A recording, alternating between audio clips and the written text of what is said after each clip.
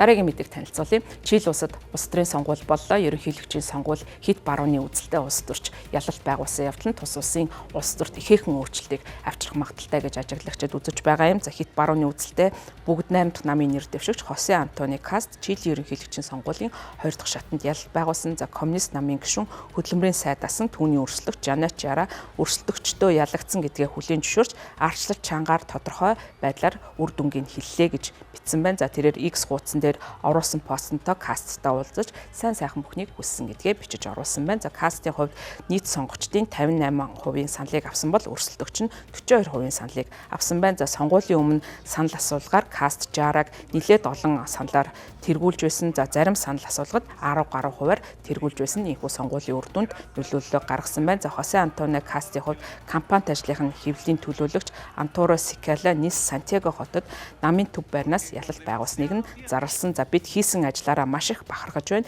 Чилийн туулж байгаа хямралыг хариуцах энэхүү асар том сорилтын өмнө бид маш их хариуцлагыг хүлээж авлаа гэж сэтгүүлчид хэлсэн байна. За Кастийн хувьд бүгд найрамд намынхаа төв байранд ялалтын үгээ хэлэх үеэрээ жинхэнэ өөрчлөлтийг авчирна гэж ард түмэндээ амласан байна. Аюулгүй байдалгүйгээр инх тайван гэж байхгүй, инх тайвангүйгээр арчил гэж үгүй, арчилгүйгээр эрхчлөө гэж үгүй учраас Чили улс гэмт хэрэг түгшүүр айцаас ангижирч дахин иргэн ирэх болно гэсэн ийм мэдээллийг хэлсэн байна. За сонирхуулахад Чили улсад заавал иргэдэн санал өгөх үүрэгтэй байдгийн байна. За энэ үүргийг 10 гаруй жилийн хугацаанд бол албан ёсоор албачлуулснаар энэхүү сонгуульд хүн болгон санал өгөх иргэний үүрэгтэй болсон.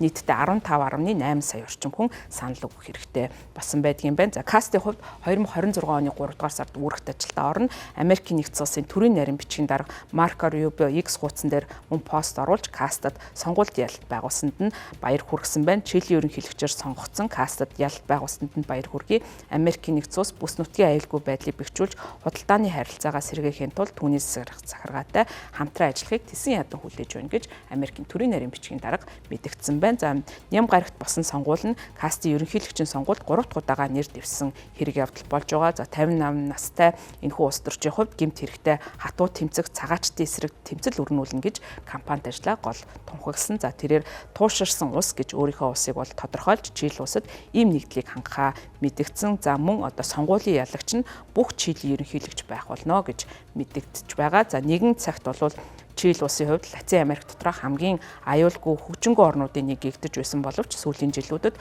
ковид цар тахал хүчирхийллийн холбоотой нийгмийн эсэргүүцэл зохион байгуулалттай гэмт хэргийн тоон нэмэгдснээс болоод хямралд өртөж байгаа. За санал асуулгаас үзэхэд Чили иргэдийн 60 гаруй хувь нь эдийн засаг, эрүүл мэнд, боловсролын асуудлаас илүүтэйгээр аюулгүй байдлын асуудал илүү тулгамдсан асуудал болж байгаа гэж мэдэгдэж байгаамаа.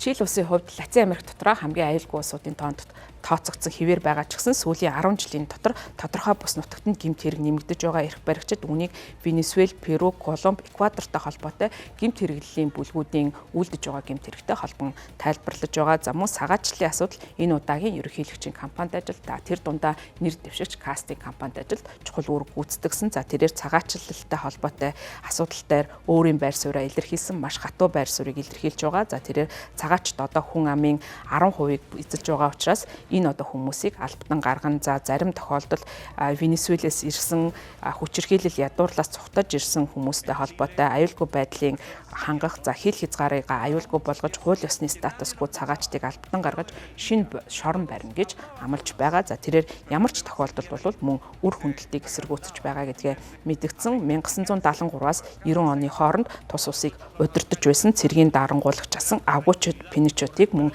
дэмжиж байгаа гэдгээ илэрхийлсэн ийм хэд барууны үзэлтэй улс төрч тус улсыг тэргүүлэх ийм чухал албан тушаалд очсон байна.